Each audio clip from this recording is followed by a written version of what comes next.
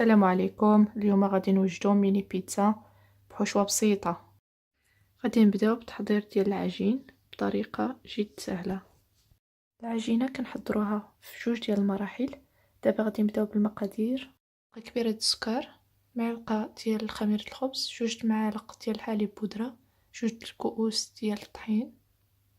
في الاول كنغربلو جوج ديال الكؤوس ديال الطحين، كنغربلوهم مزيان.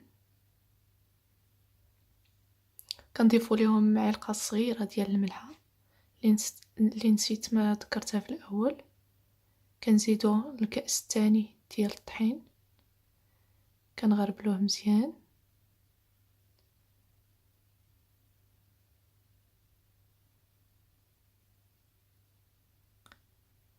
كنزيدو ليه جوج معالق كبار ديال الحليب بودرة، المعلقة الكبيرة ديال الخميرة ديال الخبز، والمعلقة الكبيرة ديال السكر. وكنخلطو هاد المحتويات بكأس ديال الماء دافئ.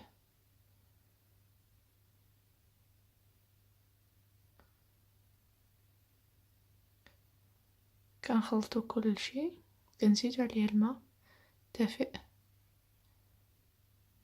كنزيدو الكأس الثاني، كناخدو العبار ديال الماء بحال ديال الطحين،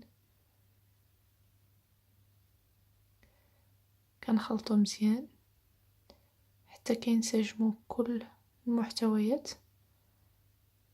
كيكون في الاول خليط سائل كيكون جاري، كنخلطوه مزيان، وفي الاخير كنخليوه ينفعل. كنخليو الخميره ديالنا تخدم، كنخليوه يخمر ما بين 15 دقيقه حتى 20 دقيقه على حسب حراره ديال المطبخ.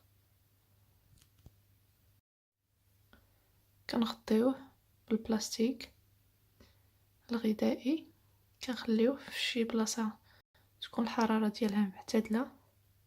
على ما تخمر لينا العجينه كنوجدو الحشوه ديال جوج ديال البصلات، كنشحروهم مع الفلفله الحمراء والخضراء. دابا صبحات العجينه ديالنا خمرات كما كتشوفوها، ارتفعات. دابا كنضيفو ليها جوج ديال الكؤوس ديال الطحين. في الفقره الثانيه كنزيدو نص كاس ديال زيت الزيتون، وكأس ديال السميده الرقيقه، وكنسموها بالزعتر اليابس. وفي الاخير كنضيفو الكاس الثاني ديال الطحين. دابا كنخلطو مزيان حتى يبدا يقصح لينا العجين، وكنضيفو في الاخير الكاس الثاني ديال الطحين. كنجمعو به العجينه ديالنا حتى تولي متماسكه. كنجمعوها باليد. هاد العجينه ما كتحتاجش للدلك، غير كنجمعوها، كنبقاو نزيدو في الطحين حتى تجمع. في اغلب الاحيان كيجيو جوج الكؤوس كافيين، ولكن كتبقى حسب النوعيه ديال الطحين. يمكن لكم تنقصوا شويه ولا تزيدوا على حسب العجين.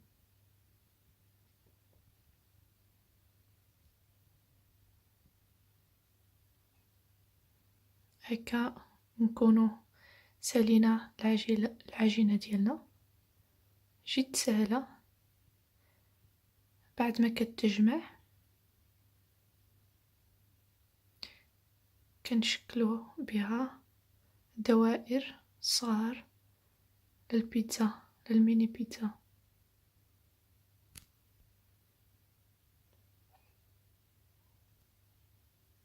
بعد ما صبحات العجينه ديالنا متماسكه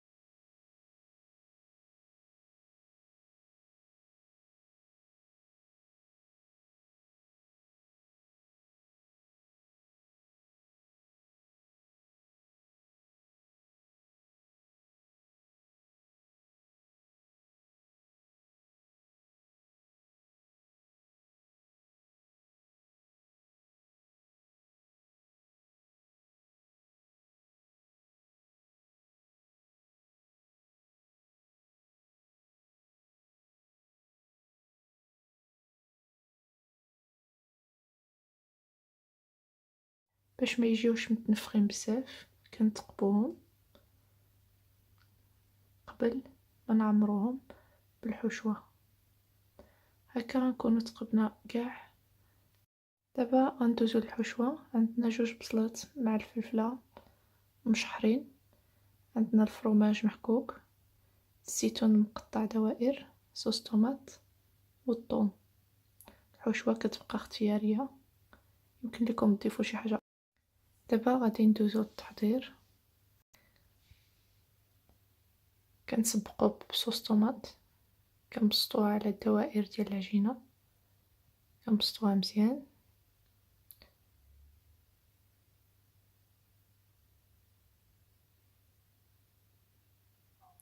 كنبسطوها مباشرة على العجينة بلا ما نطيبوها نص طيبة، وكنضيفو ليها القليل من الفرماج المحكوك. هكا كتجي لينا الحشوة متماسكة مع العجينة مزيان. كنزيدو الفلفلة والبصلة اللي شحرناها من قبل مع شوية ديال الملحة والابزار وشوية ديال القزبور ومعدنوس.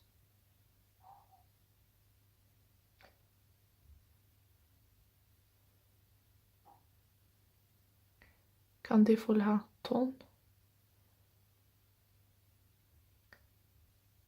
قليل من الثوم باش نسمو به،